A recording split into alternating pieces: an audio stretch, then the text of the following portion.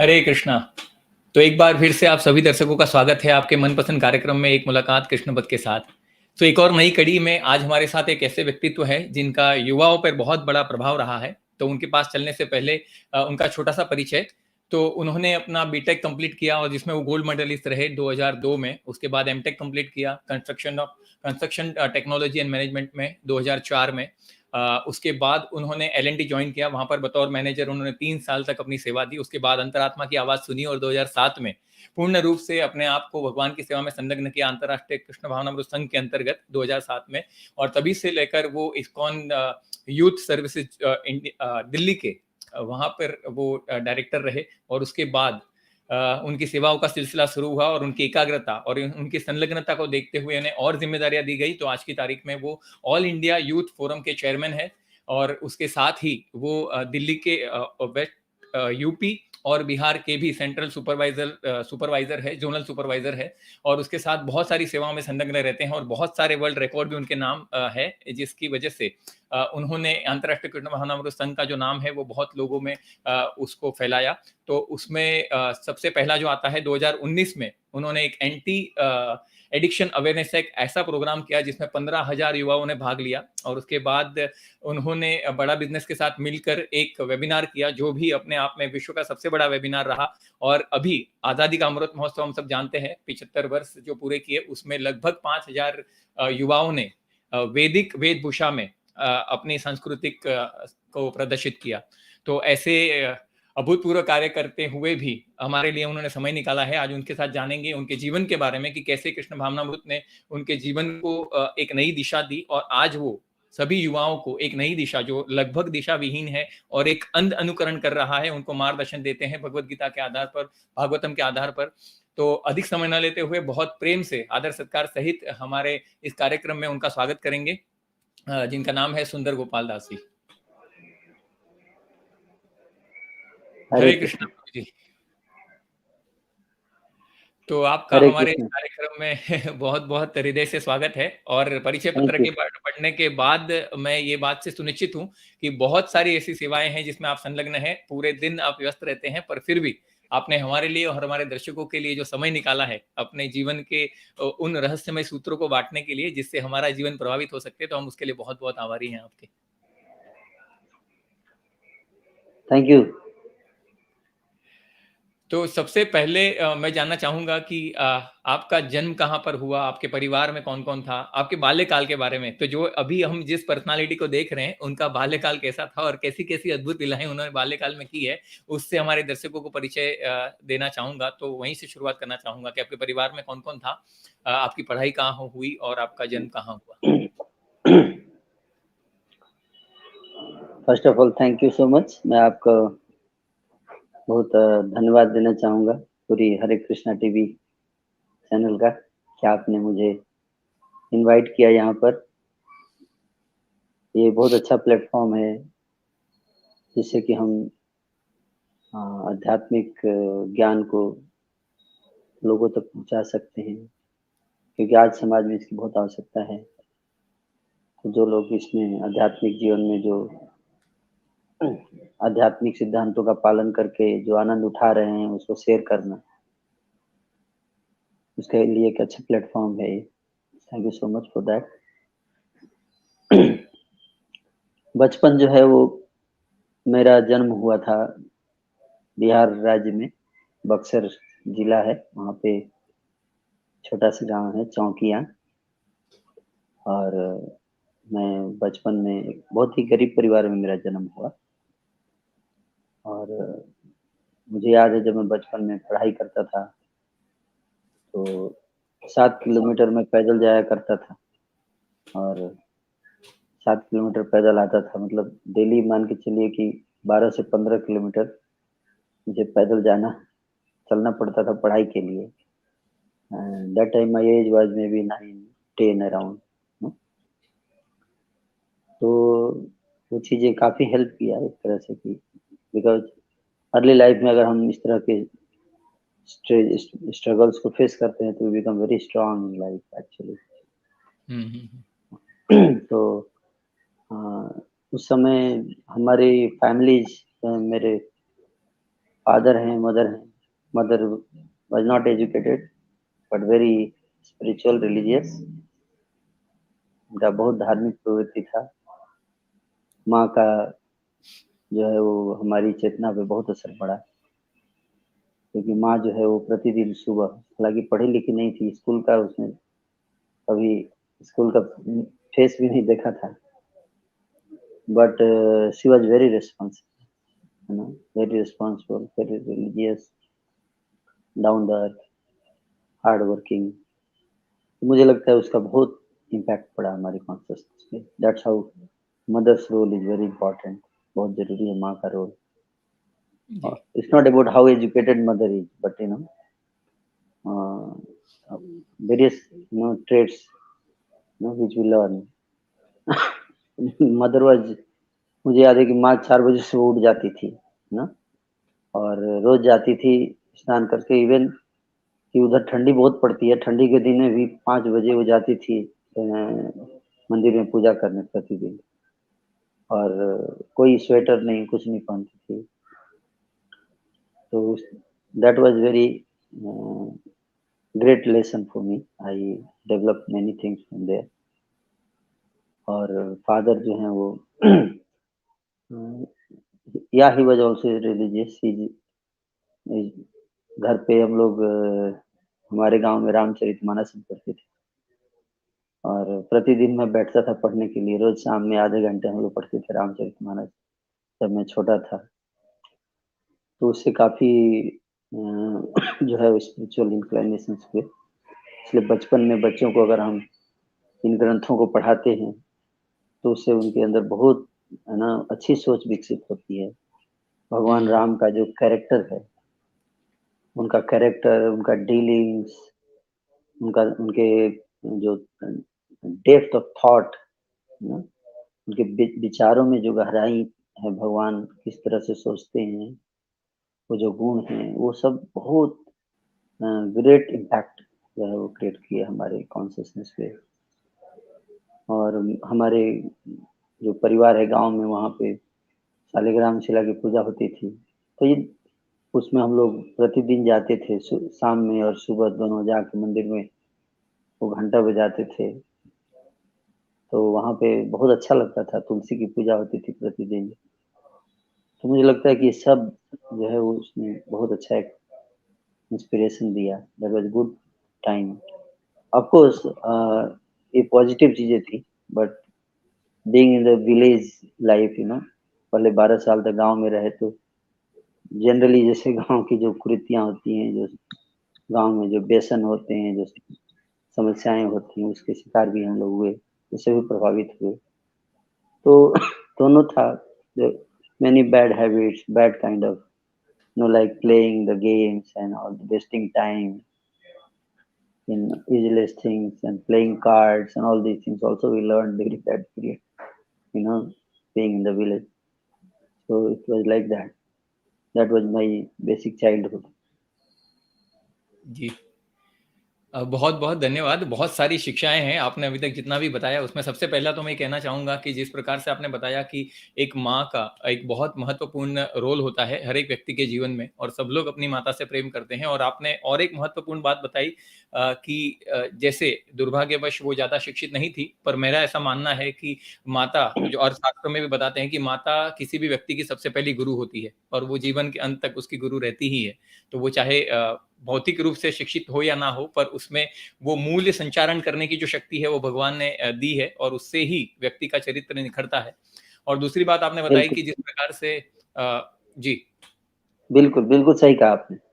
जी, तो जिस प्रकार से दूसरी आपने बात बताई कि जो गाँव में जिस प्रकार का जीवन आपने जिया, तो मैं कहूँगा और बहुत धन्यवाद देना चाहूँगा आपके माता-पिता को, क्योंकि बहुत अक्सर ऐसा होता है कि जब हम तकलीफ में होते हैं, और विशेष रूप से जब आर्थिक तंगी होती है, तब भगवान पर विश्वास रखना, हमारे शास्त्रों के मूल्यों पर विश्वास रखना, और अपने बच्चों को वो संस्कार देना, वो बहुत जो डीपली रूटेड जो स्पिरिचुअलिटी रहती है जिस पेरेंट्स में, वही वो दे सकते हैं। क्योंकि आर्थिक रूप से आपके पास अगर असहाय हैं, तो उसमें मेन फोकस जो होता है वो हमारी रोजी रोटी के लिए होता है, और उसमें कभी कभी भगवान पे दोषारोपण होता है, शास्त्रों को नहीं मानते हैं, वैसा बहुत कुछ देखा जाता है। पर मैं धन्यवाद देना चाहूंगा आपके माता पिता को कि आज आप बीटेक, मतलब उधर से लेके, वैसे गांव में आपका जन्म हुआ पर वहां से लेकर बीटेक में गोल्ड मेडलिस्ट बने और उसके बाद एमटेक किया, तो वास्तव में सही ये प्रशंसनीय है। और ये मैं जानना चाहूंगा कि जैसे आपने बताया कि बच्चों को, आपने कहा कि आपने थोड़ा समय व्यर्थ किया आपने खेलने में, पर आज का मुझे ये पूछना पड़ रहा है कि आजकल के जो बच्चे वास्तव में समय व्यर्थ कर रहे हैं, तो मुझे ऐसा लगता है कि कहीं ना कहीं माता पिता भी जो है उनसे थोड़ा सा समय नहीं दे पाते, इसलिए उन्हें थोड़ा मोबाइल में उलझा देते हैं या थोड़ा सा कुछ गेम्स में उलझा देते हैं। तो आपका क्या मत है, बच्चों को वास्तव में बचपन में खेलना चाहिए या उन्हें तभी से ही हम थोड़ा सा प्री मैच्योर्ड करने की कोशिश करते हैं? तो उस पर आपकी राय जानना चाहूंगा कि बच्चों को वास्तव में बचपन में खेल कूद में अपनी रुचि दिखानी चाहिए या फिर अपने अध्ययन की तरफ ज्यादा रुचिकर होना चाहिए? बचपन तो खेल के लिए होता है। सिनेमा में गीत है कि लड़कपन खेल में खोया, जवानी नींद भर सोया, बुढ़ापा देख के रोया।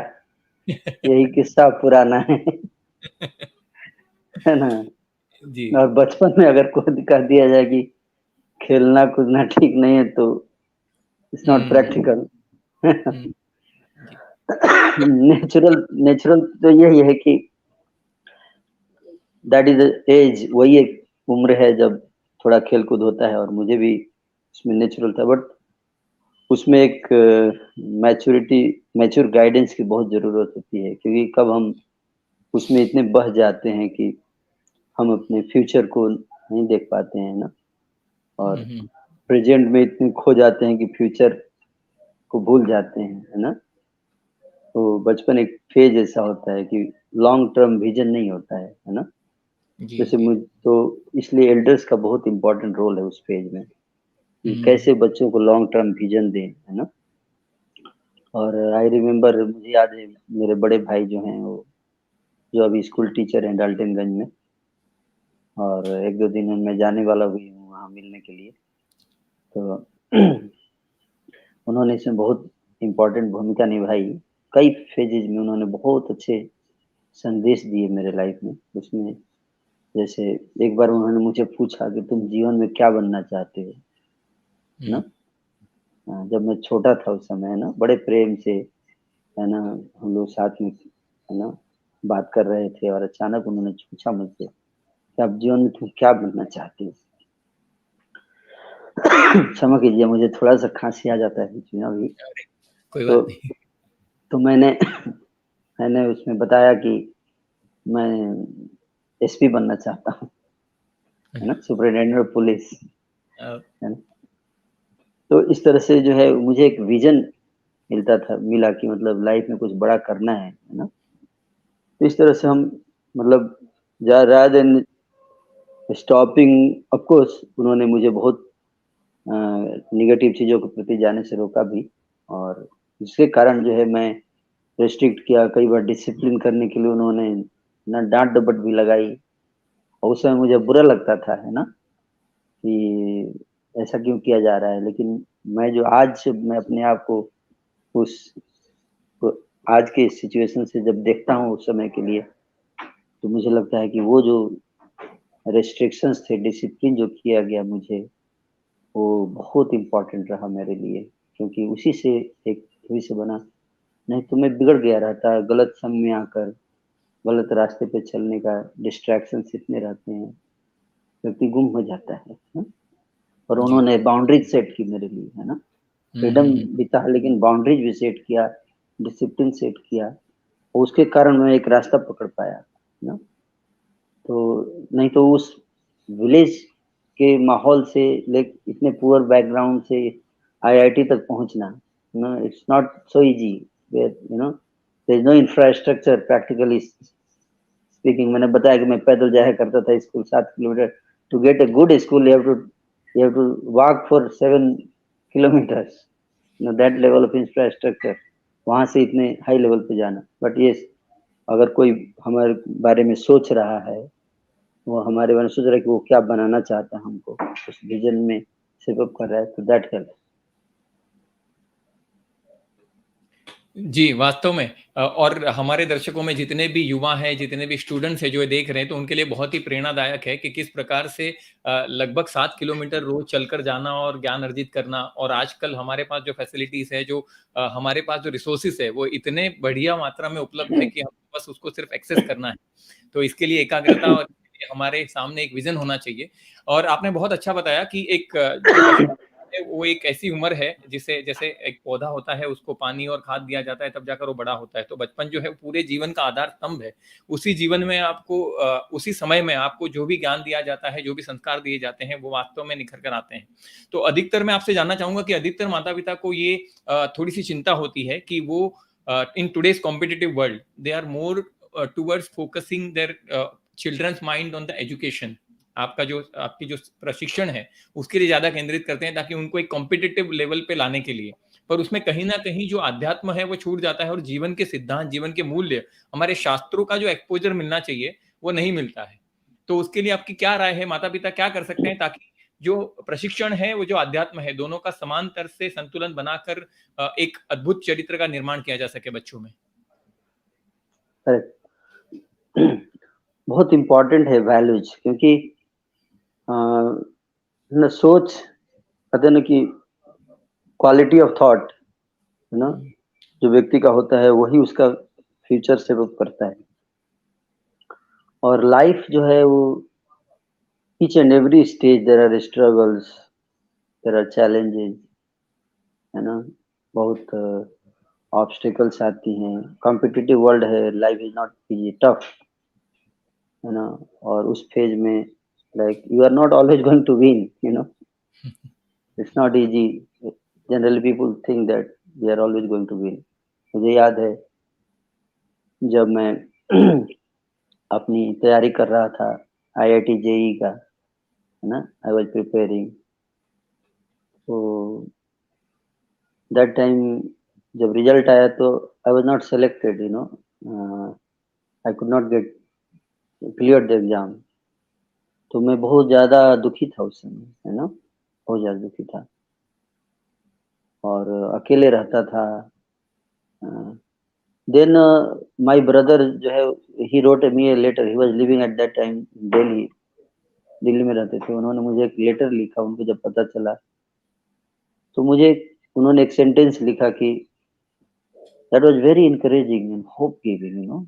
वन सेंटेंस जो कि मैं आज तक याद है, वो सेंटेंस, उस लेटर का केवल एक सेंटेंस मुझे याद है कि उन्होंने लिखा कि जब तुम चिंता मत करो, जब रात्रि का अंधकार बहुत बढ़ जाए तो समझना चाहिए कि बहुत जल्द सवेरा होने वाला है। हुँ।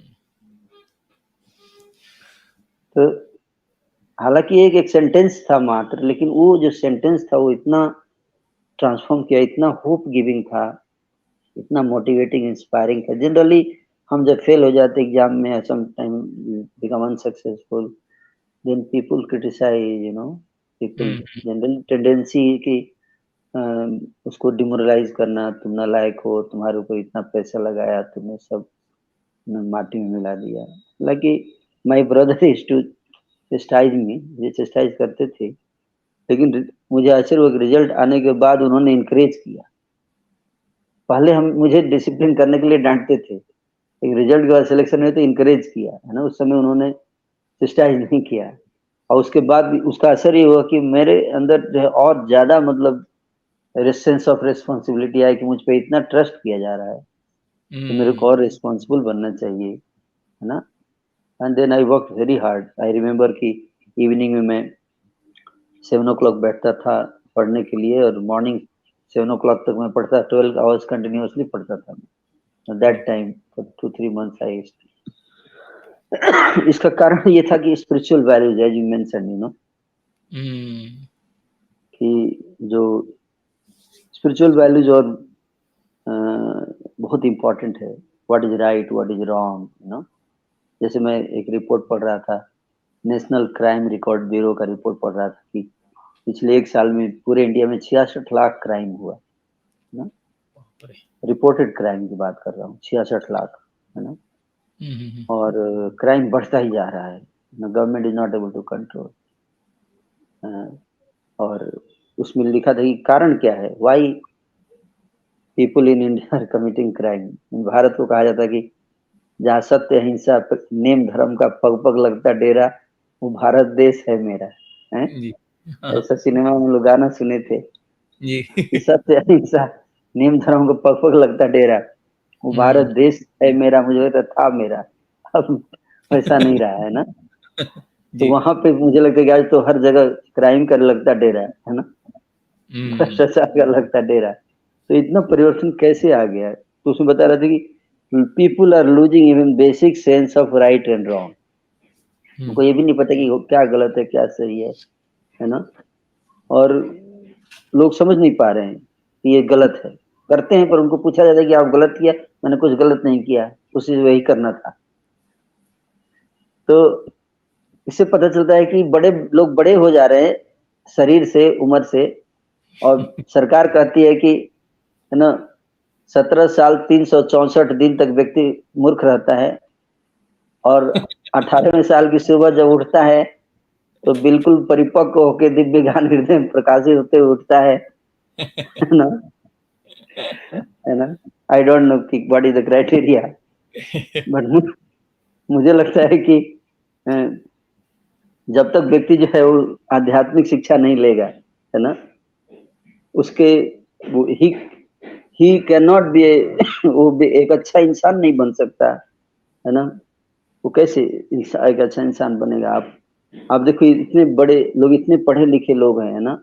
एग्जाम्पल मैं जनरली बोलता हूँ कि पीएचडी किए हुए हैं, मतलब इंडिया में आईएएस से बढ़ के तो कोई एग्जाम मुझे नहीं लगता ये है इतना टफ एग्जाम। और जो सबसे ज्यादा क्रीम जो होता है इंटेलिजेंसिया इंडिया का, वो आईएएस बनता है ना। जी। इतनी पढ़ाई लिखाई करने के बाद, पर हम देखते हैं कि इतना पढ़ने लिखने के बाद भी आईएएस बनने के बाद उनको इतना ज्ञान नहीं है कि चोरी नहीं करना चाहिए, है ना। और वहां जाकर वो करप्शन करते हैं, and then they go to jail. They are supposed to catch the thief and put them in jail, but they themselves are becoming thief and going in jail.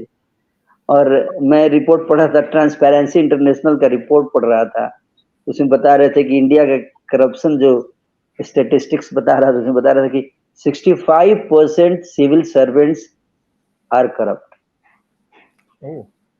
या तो मैं जस्ट टू चेक, मुझे विश्वास नहीं हुआ इस पे कि इतना ज्यादा थोड़े ना है, ठीक है कलयुग आ गया है पर इतना भी नहीं है। तो मैंने चेक करने के लिए एक आईएएस अफसर से पूछा कि क्या ये सही है आंकड़ा, तो उसने कहा कि नहीं ये तो गलत है आंकड़ा, एक्चुअली 95% है करप्ट। तो आई वाज सरप्राइज्ड कि इतना पढ़ाई लिखाई करने के बाद भी, है ना, आज हम देख रहे हैं यूथ इतनी सुसाइड्स कर रहे हैं, है ना। इंडिया में 40,000 youth commit suicide every year, है ना, जिसमें 10,000 कॉलेज स्टूडेंट्स होते हैं। और क्राइम ये सब क्यों बढ़ रहा है? क्योंकि वैल्यूज नहीं है। तो आप, है ना, आपने सब कुछ बना और एक दिन गिर जाएगा, सब खत्म हो जाएगा। आप आईएएस बने और जेल चले गए, खत्म हो गया सब, है कि नहीं, सब मिट गया। तो we are growing through education, but this is not sustainable growth. We have to grow sustainably, है ना। We don't have to grow only, but we have to grow sustainably. And you want to grow sustainably, then you must have values, a strong foundation, and that's what spiritually builds that foundation. You know? I can go on speaking on this important spirituality. I can give a 2 or 3 hour presentation on this, but I'm just giving in this foundation ये है, values, you know. Even the great leaders, if you see their life, their realization, जो बड़े बड़े corporates के leaders हैं, है ना, जो सक्सेसफुल लीडर्स हैं, उनका रियलाइजेशन हम सुनेंगे। Even the forget about scriptures, मैं पढ़ रहा था एक किताब, the book I was reading is about trust, you know, relationship and trust, you know, generally. तो उसमें स्टीफन कोवी बता रहे हैं कि जो सबसे ज्यादा इम्पोर्टेंट जो एलिमेंट है एक लीडर के लिए, है ना, is character, you know, character. If a leader doesn't have character, honesty, you know, honesty, integrity, if that is not there, then nobody will follow him. He cannot be a leader. you know, there will be a leadership crisis. You see, in the world today, there is leadership crisis.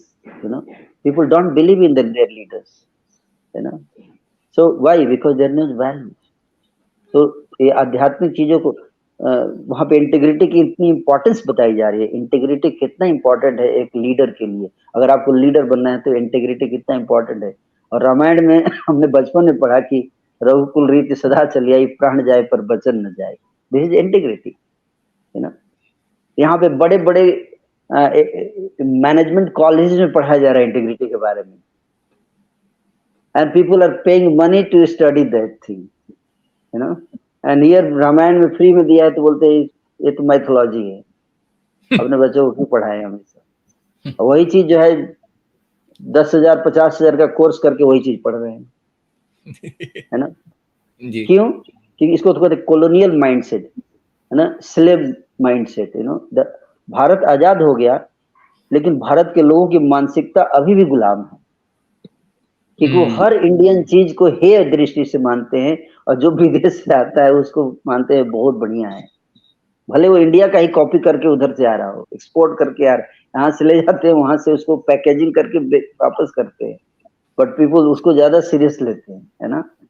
तो हमारा जो value system है आज पूरे world में it is recognised, spiritual value जो हमारी शास्त्रों का है उसको हमें बच्चों को जरूर देना चाहिए, बचपन से डालना चाहिए, है ना। तो हमारा देश पहले भी, है ना, वो वर्ल्ड लीडर था, गुरु था पूरे विश्व का, है ना, because of the spirituality, spiritual education along with material education. तो ये दोनों बहुत जरूरी है, एंड पेरेंट्स को इसका इम्पोर्टेंस समझना चाहिए, है ना। बचपन से हम जो डालते हैं ना वो लॉन्ग टर्म जाता है। जी, तो आपने युवाओं की बात की है, और आपने जैसे मैंने आपके परिचय पत्र में पढ़ा भी था कि आपने 15,000 युवाओं ने उसमें सहभागी बने थे, और अवेयरनेस एडिक्शन के लिए जो आपने प्रोग्राम किया था उसके बारे में थोड़ा सा बताइए। और जिस प्रकार से हमारे आजकल के जो युवा हैं, जैसा आपने बताया, तो हमारा जो वैल्यू सिस्टम की बात हम करते हैं, तो वैल्यू सिस्टम तो बाद में आता है, पहले जो एजुकेशन सिस्टम है, वो एजुकेशन सिस्टम में हम लोग चरित्र निर्माण की तो बात ही नहीं करते हैं, हम लोग व्यक्तित्व निर्माण की बात करते हैं, पर्सनालिटी डेवलपमेंट। आप कोई भी कोर्स ले लीजिए, तो सारा जो एजुकेशन सिस्टम है, जिस प्रकार से हम लोग उसका अनुगमन कर रहे हैं, उसमें सिर्फ और सिर्फ व्यक्तित्व निर्माण करने की बात आती है। तो उसमें चरित्र का क्या रोल है और चरित्र को कैसे निर्माण किया जाए, उससे जुड़े हुए प्रश्न है मेरे पास। और ये जो आपने जो प्रोग्राम किया था उससे जोड़कर अगर आप कुछ बता सके युवाओं के लिए विशेष रूप से, क्योंकि युवाएं जैसा आपने बताया कि हमारी सोच अभी भी एक गुलामी में है, और जिसको हमको लगता है कि जो वेस्टर्नाइज कल्चर है, जो वेस्ट में हो रहा है, उसका अगर हम अनुसरण करेंगे तो ही हम अपने आप को एडवांस मानते हैं, तो ही हम अपने आप को स्वतंत्र मानते हैं। पर हालांकि हम अंध अनुगमन कर रहे हैं, और उसके कारण हम एक गुलामी का अनुभव कर रहे हैं, और हमें लगता है कि हमारे पास फ्रीडम है, पर वास्तव में नहीं है। करेक्ट। तो आप देखिए कि मैं अक्सर ये बताता हूं कि देखिए आज के समय में मशीन्स की क्वालिटी जो है वो बढ़ रही है और इंसान की क्वालिटी गिरती जा रही है जी। अगर मैं पूछूं आपसे कि क्या ज्यादा जरूरी है, मशीन की क्वालिटी अच्छा होना या इंसान की quality? certainly the quality of human being is more important than quality of machine. We have laser guided missiles and misguided people. Yeah. Technology, why see, if we can produce laser guided missile, why can't we produce good people? We can, हम बना सकते हैं, अच्छे इंसान बना सकते हैं, एक अच्छा समाज बना सकते हैं, एक अच्छा फैमिली बना सकते हैं, एक अच्छा वर्ल्ड क्रिएट कर सकते हैं जहाँ पे लोग एक दूसरे से प्रेम करें, है ना, जहाँ पे प्रेम हो, आनंद हो, शांति हो, बनाया जा सकता है। बट नहीं बनाया जा पा रहा है क्योंकि लोगों की वो प्रायोरिटी नहीं है। हमने अपनी गलत प्रायोरिटी सेट कर लिया, हमने उसको प्रायोरिटी दिया ही नहीं। कैसे? क्योंकि हम कितना टाइम इन्वेस्ट करते हैं एक अच्छा इंसान बनने के लिए, है ना। If we say that what do you want to become, so I want to become engineer, I want to become doctor, I want to become chartered accountant, I want to become IAS, I want to become cinema star, I want to become prime minister. Do you want to become happy or not? Nobody say I want to become happy, you know? I want to become good human being, you know. That is not the priority, because people think, लोग सोचते हैं कि अगर मैं पैसा कमा गया, एक बड़ा पोस्ट पोजीशन पकड़ लिया तो ऑटोमेटिकली मैं खुश हो जाऊंगा, which is not true. Because we see that so many people, इतने सारे लोग हैं जो बड़े बड़े पोस्ट पोजीशन हैं उनके पास, बड़े खुश नहीं हो पा रहे हैं। They are not happy. They have money, they have everything, but that doesn't make them happy. I have heard many interviews of बड़े बड़े जो स्टार्स हैं, उनके इंटरव्यूज मैंने सुने हैं। वो खुद बोल रहे हैं कि I am millionaire but daily basis I am thinking to commit suicide, I am in depression, है ना। They are not able to, एक डीएम ने सुसाइड किया बक्सर का, तो उसने इंटरव्यू में बताया, अपना खुद वीडियो रिकॉर्डिंग कर रहा है सुसाइड से पहले। उसमें बता रहा है कि मैं पूरे डिस्ट्रिक्ट को तो डीएम हूँ, कंट्रोल कर रहा हूँ, लेकिन अपनी फैमिली को कैसे हैंडल करना है मुझे नहीं पता। He knows how to handle the entire district, but he doesn't know how to handle the family situations, how to handle the fight going on between wife and mother. And then he feels that, I will commit suicide because I'm not able to solve that problem, है ना।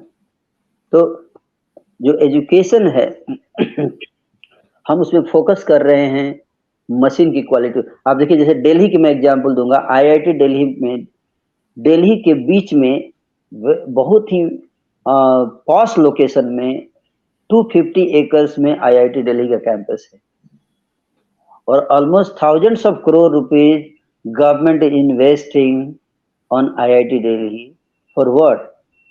To create the good quality machines. But where is the campus, 250 एकड़ campus, जहां पे सरकार जो है quality of इंसान को बढ़ाने के लिए इन्वेस्ट कर रही है?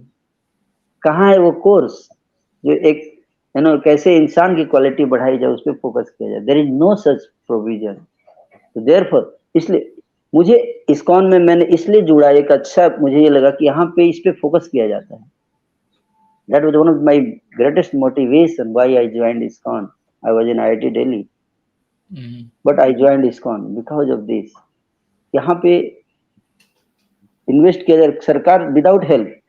आई वाज सरप्राइज्ड हाउ, कैसे श्रील प्रभुपाद जी ने एक ऐसा ऑर्गेनाइजेशन बनाया जो लोगों के हार्ट को ट्रांसफॉर्म कर रही है, एक अच्छा इंसान बना रही है जो दूसरे के लिए सोचता है, करता है ना। अभी मैंने देखा कोरोना पीरियड में भी हमारे भक्त अपनी जान पर रिस्क लेकर घर घर जाकर लोगों को प्रसाद खिला रहे थे, है ना। तो इस तरह का जो सर्विस स्पिरिट है, जो जो डेवलप हो रहा है, ये someone has to do it. Someone has to do it.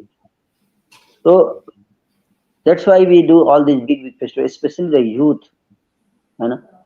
Now I'll talk about the youth, क्योंकि यूथ जो है, I am interacting the youth of India since last 15 years। 15 सालों से मैं यूथ से इंटरेक्ट करता हूँ, उनको गाइड करता हूँ उनको। और मेरा एक्सपीरियंस ये कहता है कि जो यूथ है वो they are very very very good people. They want to develop goodness. उनके अंदर नेचुरल इंक्लाइनेशन है। उनको हम सही तरीके से चीजों को प्रेजेंट करते हैं तो वो समझ पाते हैं कि what is right and what is wrong. But मैं देखता हूँ कि कोई प्रेजेंट करने वाला ही नहीं है। जैसे एग्जांपल के लिए, India has got 130 crore people. 130 crore people, if you want to make them good people, then we need 1 crore teachers, role models who can teach them. Where are those role models? We have so many engineers, doctors we are producing, but where are such character role models जिसको देखकर उनको एक प्रेरणा आए, वो इस रास्ते पे जा सके, है ना। तो इसलिए यूथ को जब हम ये दिखाते हैं, there are thousands of youths, they are taking up spirituality, thousands and thousands, and they are taking it very seriously. But उसमें यही है कि हमको लॉजिकली उनको प्रेजेंट करना पड़ता है। मॉडर्न यूथ ऐसा नहीं है कि blind, they will not follow anything blindly. They are not going to waste their time if something doesn't appear to them very logical, scientific. But अगर कोई चीज लॉजिकल है, साइंटिफिक है, उनको लगता है कि ये यूजफुल है, can help me, if they have that feeling, say certainly they will take it up. और इसीलिए हमने 15,000 का जो फेस्टिवल किया था इंदिरा गांधी स्टेडियम में, मतलब हमारा थीम था एंटी एडिक्शन की, awareness, spreading awareness against the addiction. ये एडिक्शन एक ऐसा चीज है जो एक यूथ के पूरे लाइफ को खत्म कर देता है ना। जैसे मैं 2 दिन पहले एक यूथ से मिला था, वो वो बोल रहे थे कि मैं वो भक्ति कर रहे हैं, उनकी मदर भी अच्छी भक्त है, लेकिन फादर को जो है लत है ना, शराब पीने का, और बहुत सारी बुरी लत है। लास्ट टाइम मैं जब गया था उधर, उनसे मिला था 6 महीने पहले, तो उनके फादर से मिला, मैंने उनको बोला कि आप छोड़ दो ये सब चीज मत करो, आपका फैमिली पूरा डिस्टर्ब होता है, आप शराब पी के आते हो, फैमिली को मारते हो, फैमिली में कलह होता है इतना। और वो अच्छे इंसान है, वो बता रहे थे कि 6 महीने तक उन्होंने सब छोड़ दिया, सही रास्ते पे आ गए मेरे कहने से, लेकिन वो बता रहे 6 महीने बाद फिर से गलत संग में आ गए और फिर से शुरू कर दिए, क्योंकि ये एडिक्शन चीज ऐसा है ना, एक बार पकड़ लेता है ना तो इंसान उसमें फंस जाता है ना। और वो बार बार न चाहते हुए भी जाता है। भगवान गीता में अर्जुन जब पूछते हैं कि अथ केन प्रयुक्तोऽयं पापश्चरति पुरुषः अनिच्छन्नपि वासनाया बलादिव नियोजितः, कि न चाहते हुए भी जबरदस्ती जैसे कोई खींचता है उसको, गलत काम करता है, एक बार वो एडिक्ट हो गया तो, है ना। एडिक्शन इतना बुरा चीज है, लत इतनी बुरी चीज है, वो पूरे देश को, पूरे समाज को अंदर से खोखला कर देता है। बट अनफॉर्चुनेटली आज भारत में देखिए 27 करोड़ लोग सिगरेट पीते हैं इंडिया में, और हर आदमी एवरेज 8 सिगरेट एक दिन में पीता है एवरेज। तो आप मान के चलिए कि 216 करोड़ सिगरेट डेली कंजम्पशन है। एक सिगरेट का एवरेज 10 रुपये ले जाए, 2000 करोड़ रुपए का people are investing in smoking in India. पूरे साल कर लीजिए तो 8 लाख करोड़ रुपए India is investing on smoking, धुएं में उड़ा रहा है 8 लाख करोड़ रुपए। और इतना पैसा लगाने के बाद जो बीमारी होती है, उससे हर साल इंडिया में 13 लाख लोग मरते हैं सिगरेट पीने के कारण। कोरोना से 5 लाख लोग 2 साल में मरे, लेकिन सिगरेट पीने से 13 लाख लोग मरते हैं इंडिया में हर साल। और आप ये सोचिए कि ये जो 13 लाख लोग मरते हैं, उसके अलावा उनकी जो बीमारी होती है उस पर कितना खर्चा होगा, आप इससे सोचिए। सिगरेट के अंदर 43 कैंसर काउजिंग केमिकल्स होते हैं, 43 जो कैंसर करते हैं।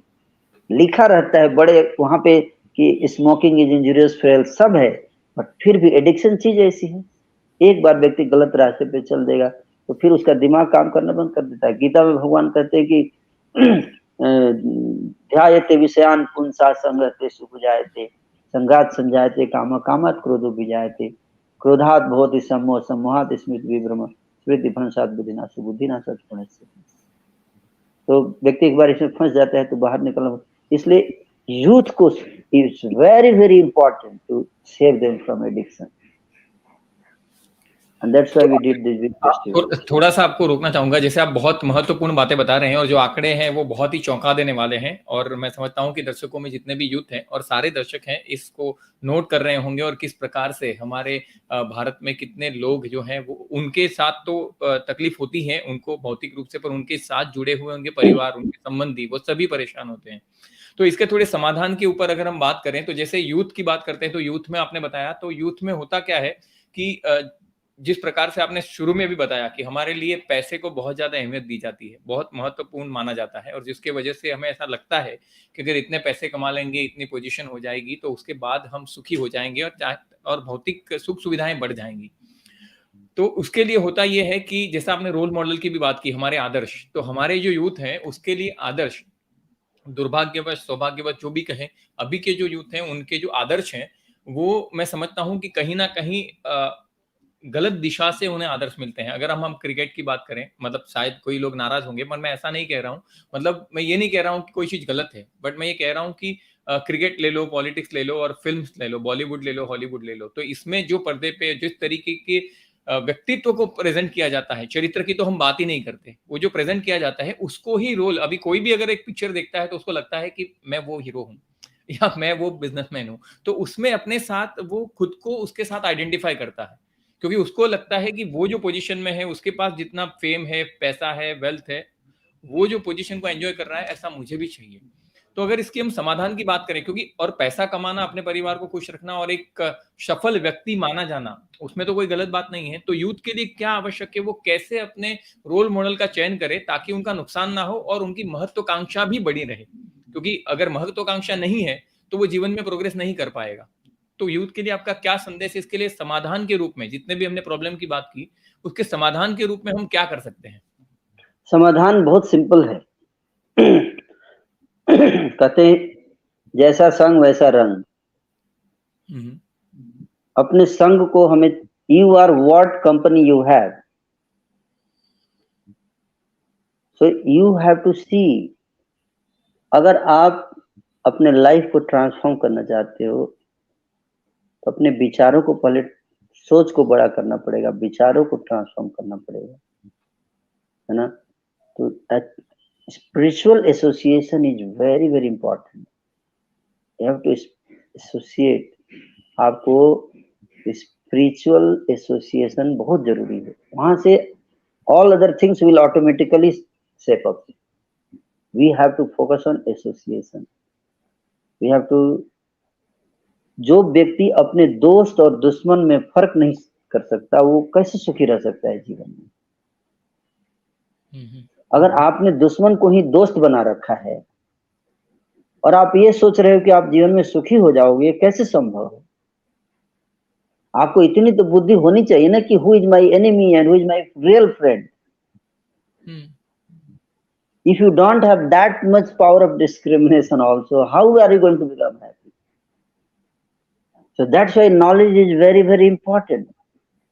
First we should know what is right, what is wrong, what will really make me happy. वो तब होगा जब, जैसे भगवत गीता है, शास्त्र हैं, big people read these literatures. Why do they read? many intellectuals, they read this book. Modi ji जाते हैं जापान तो गीता बांटते हैं, गांधी जी गीता पढ़े. There are many big, people in they used to read Bhagavad Gita. Even today they read. I have seen many industrialists also, they are now reading Bhagavad Gita. क्यों? क्योंकि इनमें वो मूल्य है जो हमारी सोच को बदलते हैं. Reading these spiritual literature, associating with the people who live their life with the principles, who are spiritual association मतलब क्या? रोल मॉडल, वो लोग जो इन सिद्धांतों पे अपना जीवन जी रहे हैं, उसका फायदा उठा रहे हैं. हम उनके साथ रहेंगे तो हम भी वैसा बन जाएंगे. भाई जिसको कोरोना है आप उसके साथ बैठ जाओ, आपको भी कोरोना हो जाएगा. So simple. तो उसी तरह से जो लोग इन सिद्धांतों को अपने जीवन में उतार के आनंद ले रहे हैं, उनके साथ रहेंगे तो हम भी, है ना, उनसे सीखेंगे. नेचुरली उनके साथ रहेंगे तो उनके गुण आएंगे ही. उनसे सुनेंगे, उनसे क्वेश्चन पूछेंगे, अपनी प्रॉब्लम शेयर करेंगे, then they give answer. So that's why we have this youth forum, है ना. यूथ फोरम जो हमारा है, आज हमारे पास लगभग 6000 यूथ हैं हमारे यूथ फोरम से connected. Only in Delhi I am telling, then we have Bombay, then different places. पूरे इंडिया में हमारे पास 15 to 20,000 youth now connected in India, all over India, to our ISKCON Youth Forum. तो अगर हम, और I can say very proudly that out of these 10,000, not even a single person has any crime done in his life once he gets connected.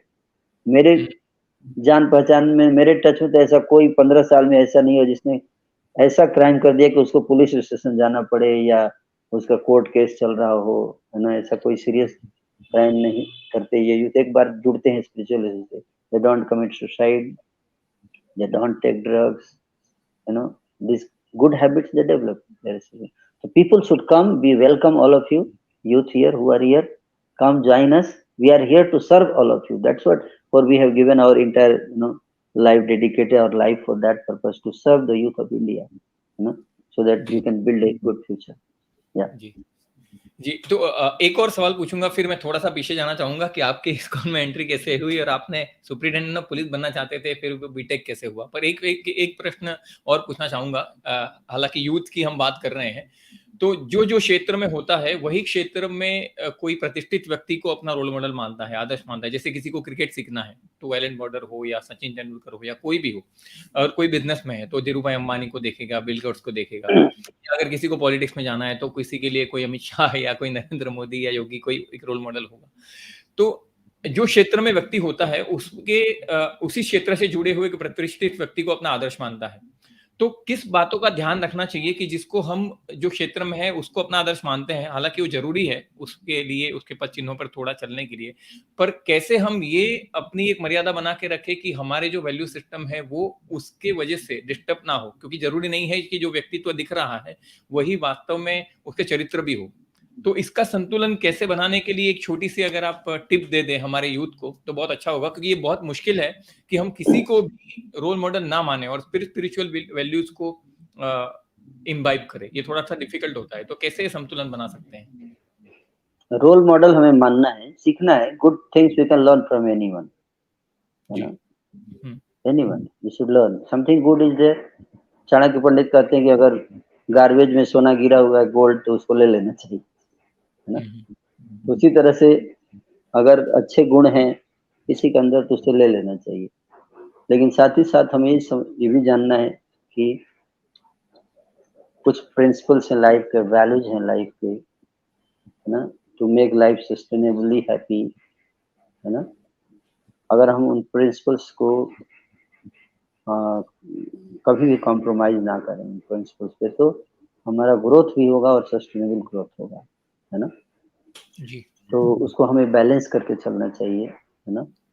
क्योंकि we may become successful, but उससे क्या होगा कि but how long, that is very important.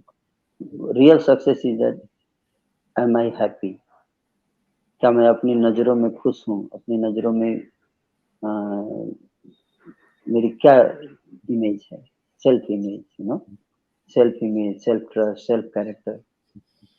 हम क्या खुश हैं, अपने अंदर झांक के देखना चाहिए, है ना? ठीक है, smiling faces and crying heart, है ना? मैंने देखा है कि ज्यादातर लोग they are smiling from outside, even they are big celebrities, but inside people are not happy, you know. And sometime young, आज का युवा जो है उस पे डिसीव्ड हो जाता है, वो सोचता है कि they are all very happy because they are smiling outside, and suddenly the people commit suicide. तो लोग मरने के लिए तैयार हो जाते हैं अपने अपने स्टार के लिए, they also commit suicide, you know. उनको पता ही नहीं है कि ये व्यक्ति जिसको हम स्टार मान के चले वो he is good in maybe acting or maybe politics, but he is not good in he's not good in, you know, inside. He's not happy inside. That is he really happy? You know, how will you come to know that? You know, how will you come to know that? So that we have to also take care when we are setting our role model. So one, you may have any role, but one spiritual role model you also must have in your life. You can have role model in other field also, so no problem. You can have a cinema star, but one spiritual role model you must keep in your life, and that will solve most of the problem. जी जी जी, बहुत बहुत धन्यवाद। और ये बहुत महत्वपूर्ण है कि आपने जैसा कहा कि हम जो खुशी की बात करते हैं, हैप्पीनेस की बात करते हैं, तो हैप्पीनेस दिखाना और वास्तव में हैप्पी होने में बहुत ज्यादा अंतर होता है। तो हम जो देखते हैं वो Correct. दिखावा होता है, और वास्तव में अंदर से खुश होना वो सिर्फ बिना आध्यात्मिकता के मुश्किल है, हो ही नहीं पाएगा। Yes. तो मैं Yes. थोड़ा सा पीछे जाना चाहूंगा। जैसे आपने बताया कि आपकी इच्छा थी सुप्रिंटेंडेंट ऑफ पुलिस बनने की, फिर वो कैसे आप बीटेक में आए, फिर एमटेक किया, बीटेक में आपने गोल्ड मेडल लिया, और फिर इतना चमकता हुआ, चकचकाता हुआ आपके सामने उज्जवल भविष्य था, और फिर कैसे अंतरराष्ट्रीय कृष्ण भावनामृत संघ के संपर्क में आए, वो रुचिकर कहानी मैं जानना चाहूंगा। या जैसे मैं आईआईटी दिल्ली में पढ़ रहा था उस समय, तो मैं ऑफ कोर्स आई वाज, मैं स्पिरिचुअली इंक्लाइंड तो था ही बचपन से, जैसा मैंने बताया। तो जो समाज में जो जो विसंगतियां हैं, इतनी प्रॉब्लम्स, जो क्राइम, ये करप्शन, ये सब चीजें, तो मैं देखता था तो मुझे लगता था कि क्यों ये सब होता है, why all these things, how can we, contribute in solving these issues, लोग बाहर से कुछ और दिखाते हैं, अंदर कुछ और होते हैं, why it is like that, mostly people, uh, उनको जिम्मेदारी दी जाती है ना कि आपको समाज की रक्षा करनी है, और पता चलता है वही जो है भक्षण कर रहा है? लोग जाते हैं होप लेकर लीडर्स के पास कि ना हमको ये नेताजी हमारी मदद करेंगे, हेल्प करेंगे, और नेताजी ही जो है वो सारी समस्या की जड़ बने हुए हैं, उसको पता नहीं है, innocent public doesn't know. Of course, I'm not against the politicians, but I'm just saying the situation which is happening. आंकड़े तो यही बताते हैं 85% parliamentarians are corrupt as per Transparency International report. It's a very serious situation. राजनीतिक आपराधिकरण पे चर्चा हो रही है ना? सुप्रीम कोर्ट में बार-बार डिस्कशन होता है, लेकिन बात आगे बढ़ने ही नहीं दिया जाता है। बात वहीं रुक जाती है।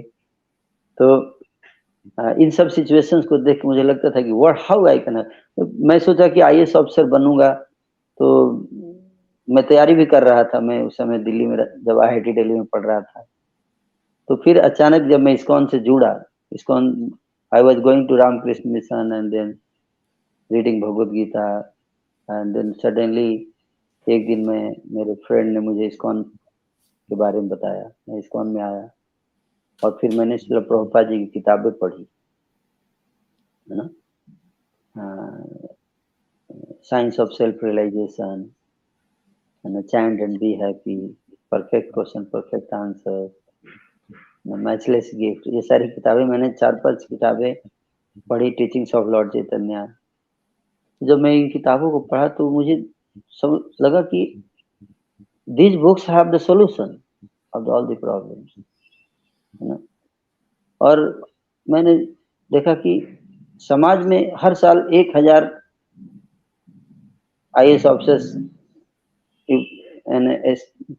and IRAs and all these, they get selected every year. We have thousands of IAS officers, but problem is not getting solved. They are not able to transform the heart of even a single person, है ना।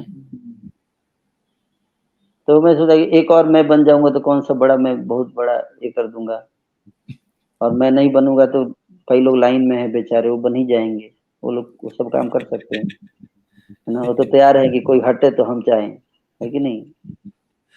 तो उनको करने दो, और कुछ ऐसा करो जो बाकी लोग नहीं करना चाहते हैं। There is lot of demand, है ना।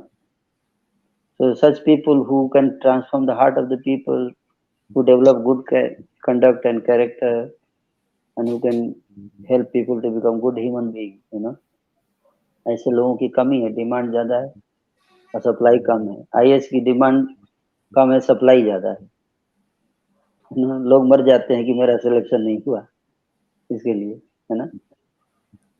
इसके लिए सुसाइड करते हैं रिजल्ट आने के बाद, मैं क्यों नहीं आईएएस बना, ना।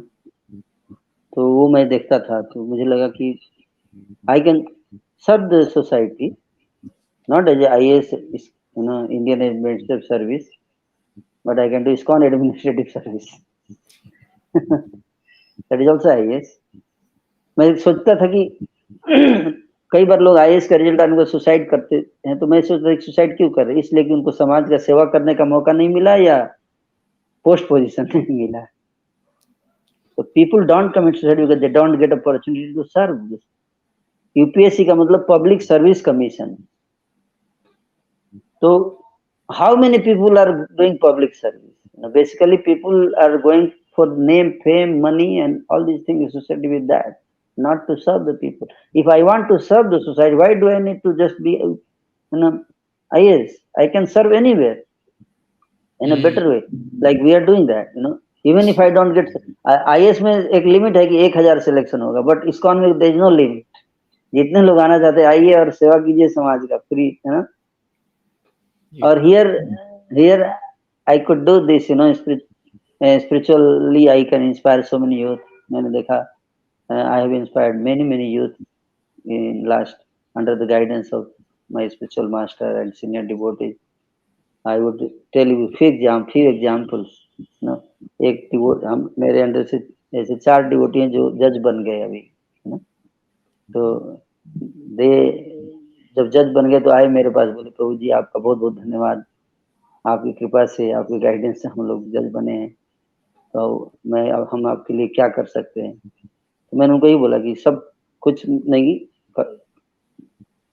खुश मत लेना कभी लाइफ में, एंड जज बने तो जस्टिस करना, that's all I want, justice करना, don't succumb to the allurements, pressure, है ना। तो जब हम ऐसे यूथ जाते हैं, they go, they become IAS officer, they become judges, they become commissioner, and some students have become commissioners also many places. तो उनको हम यही बताते हैं कि वहां जाकर सही में समाज की सेवा करो, है ना। तुम I could not become judge or IAS officer, but now I am inspiring people to become IAS officer, and they are becoming also, and they are good becoming. I am telling you to become good IAS officer. जो मेरा vision था कि समाज में कैसे अच्छाई आएगी, जब लोग अच्छे पोजीशन पर जाकर बैठेंगे तो समाज में अच्छाई आएगी। सम पीपल, कुछ लोग इसमें भी काम करने चाहिए कि कैसे लोगों को अच्छा बनाया जाए, है ना, ताकि जो काम करे वो अच्छे से कर सके। तो वो इंस्पिरेशन था जिसके कारण कि मैं अपना लाइफ डेडिकेट किया इस मिशन में, और मुझे सेटिस्फैक्शन इस बात का मिलता है। ऑफकोर्स कृष्णा कॉन्शियसनेस में, स्पिरिचुअलिटी में तो सेटिस्फैक्शन है ही, बट एक प्रैक्टिकल सेटिस्फैक्शन इस बात से मिलता है जब मैं देखता हूँ कि इतने सारे यूथ जो हैं, they are happily engaged in their day to day activity, and they are successful, and they are positively serving the society and nation, whatever responsibility they are getting, they are doing it very nicely with honesty. जी, that gives lot of satisfaction actually.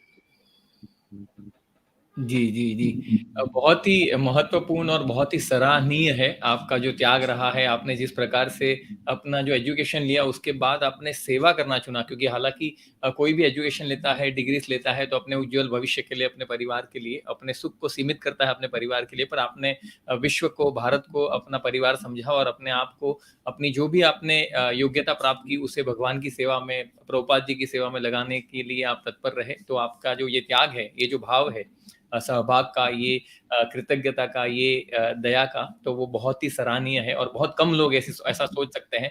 तो मैं फिर से आपके माता-पिता को ही धन्यवाद दूँगा, क्योंकि जो फल होते हैं वो अच्छे पेड़ से ही निकलते हैं। तो हम समझ सकते हैं कि किस प्रकार का बचपन में वैल्यू सिस्टम आपके अंदर जोड़ा गया है, जो एक आज उभर कर निकल रहा है, उसमें भी हमेशा लोगों के लिए दया और प्रेम ही निकलता है। जिसने अपने स्वार्थ को छोड़कर परमार्थ के लिए प्रयास किया, तो हम आपको शत-शत नमन करते हैं और प्रभु जी से आगे बढ़ेंगे और बहुत सारे सवाल पूछेंगे। तो दर्शकों से विनती है कि आपके अगर इनसे जुड़े हुए कोई भी प्रश्न है, तो आप प्रश्न अपने पूछिए। हम कोशिश करेंगे कि उसका उत्तर प्रभु जी से ले सकें। तो हम बढ़ेंगे हमारे कार्यक्रम के अगले पड़ाव में, जहाँ पर हम दर्शकों के लाइव प्रश्न लेंगे। तो जो सबसे पहला प्रश्न आपके लिए आ रहा है, वो है सचिन जी का प्रश्न है, मैं बहुत भटक गया हूँ, मेरा कैरेक्टर भी खराब है, मुझे मार्गदर्शित करे, मेरा फ्यूचर भी बर्बाद हो गया है। ये बहुत ही दुविधा में है, उन्हें पता है कि वो गलत दिशा में है, पर वो अभी उसका उत्तर नहीं ढूँढ पा रहे हैं कि उनके लिए इमीडिएट कोर्स ऑफ एक्शन क्या होगा जिससे वो बच सकें? बहुत अच्छा है आपने शेयर किया, है ना। बहुत इम्पोर्टेंट है कि आप जो है वो देखो गाइडेंस लीजिए किसी से, है ना।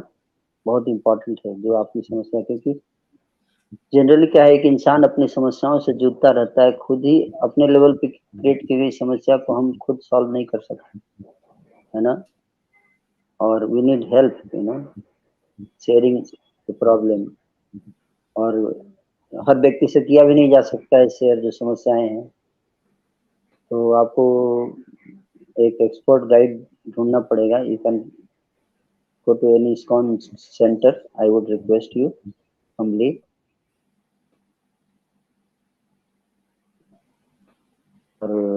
We are here to help you. But remember one thing very clearly, कि when you approach anyone for solution, do not expect overnight result. जी Generally I see people come with many years of problem they have created, they have made their life mess and they want overnight solution. So that is not practical. ये जो समस्या हम फंसे हुए हैं because of so many years of wrong practices, wrong activities, wrong indulgence, तो वो चीजें हमारे चेतना में एक संस्कार बनाती हैं, हमारे कर्म क्रिएट करती हैं, और कार्मिक रिएक्शंस जो हैं वो हमको परेशान करते हैं. तो इमीडिएट इंस्टेंट रिलीफ, अगर मैं कहूँ कि मैं आपको दे दूंगा, कोई उपाय बता दूंगा, तो I will be cheating and that I don't want that to do that. तो कि इंस्टेंट हर चीज चुटकी बजा के हर चीज हो जाएगा, ऐसा कुछ होता नहीं है ना. तो you have to have courage to face the consequences of your mistakes. That is the first thing. There is nothing wrong. We have done mistake. We have done. That is okay. That is the part of life, because we got the bad association, bad atmosphere मिला, गलत संग मिला, उसके कारण हम गलत रास्ते पर जाते हैं, सही एडवाइस नहीं मिला सही टाइम पे. But then also we should have courage to face the consequences. वो आएगा, बट उस कृष्ण भगवद गीता में बताते हैं कि उससे व्यक्ति को ना ही व्यथयंतित पुरुषम पुरुषर्षभ सम सुख दुख धीर स्वमृत्युआय कल्पते. हमें प्रयास करना चाहिए कि जो आने वाला है उसको फेस करने का करेज डेवलप कीजिए. Okay, don't expect instant solution.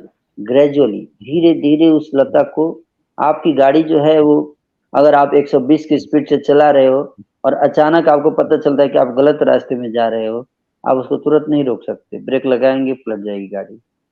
So even if you want to stop the vehicle, you have to stop it gradually. Immediately doesn't happen instant, है ना. And then but bring positivity in your life parallelly. थोड़ा थोड़ा add करो positivity को, धीरे धीरे, है ना. It will take time and gradually you will see that if you have faith in the process, then in another 2-3 years you will be completely transformed person. But you come to our centers, our program, our devotees who are counseling, and take help. That will be my suggestion to you. That's what I can say here.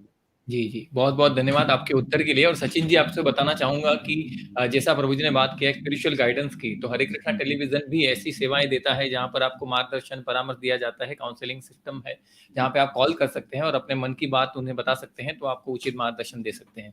तो अभी हम बढ़ेंगे हमारे अगले प्रश्न की ओर, जो पूछा जा रहा है.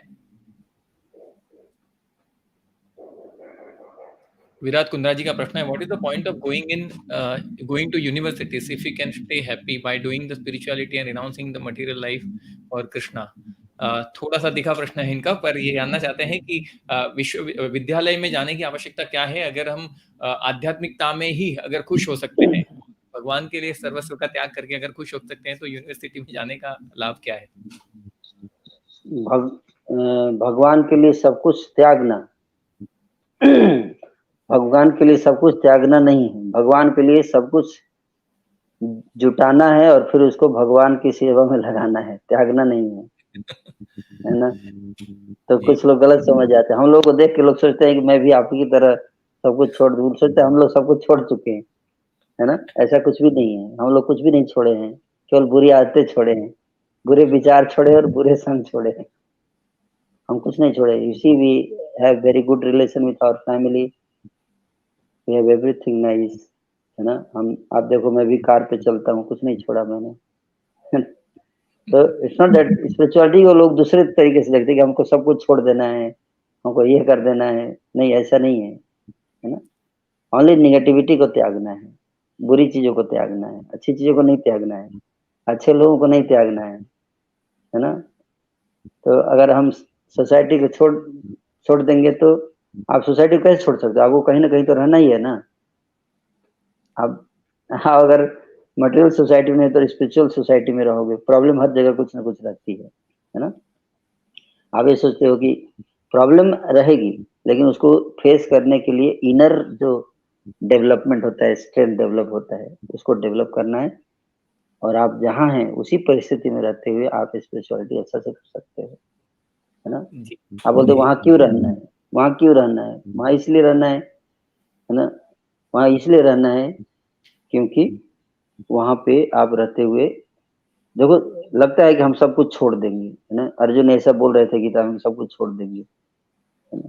लेकिन छोड़ना आसान चीज नहीं होता है ना? ऐसा लगेगा सब कुछ छोड़ देंगे, बट छोड़ने एक तो फर्स्ट थिंग सब कुछ छोड़ना आसान नहीं है। It's not easy. लगता है एक सेकंड में छोड़ दूंगा, एक सेकंड में छोड़ देंगे, लेकिन उसके बाद कई सेकंड है लाइफ के, और वो सेकंड पे आपका कंट्रोल नहीं है अभी, है ना? वो सेकंड में आप क्या सोचेंगे वो आपको क्लियर नहीं है ना? Because we don't have self control, है ना? तो therefore rather than focusing on leaving the place, हमें अपने को अच्छा, अपने को डेवलप करना है, ताकि आप जहाँ पे हैं वहाँ पे रहते हुए आप स्पिरिचुअलिटी प्रैक्टिस कीजिए और उस माहौल को ट्रांसफॉर्म कर सकते हो, है ना? जी सब वो जीवन, सब लोग, है ना, सब छोड़ छाड़ के है ना, समाज सेवा करें। Of course some of you are inspired and you are qualified, if you feel you are qualified, you are welcome, है ना? That is there. बट ये मत सोचिए कि हम लोग जो है सब कुछ छोड़ के शांति से रहते हैं, ऐसा नहीं है। We deal with the people. We have to deal with the government. We have to deal with the police. We have to deal with everything. We have to run the temple, and to run a temple is just like running an university. You know, whatever is there in the university management, we have to do that management here.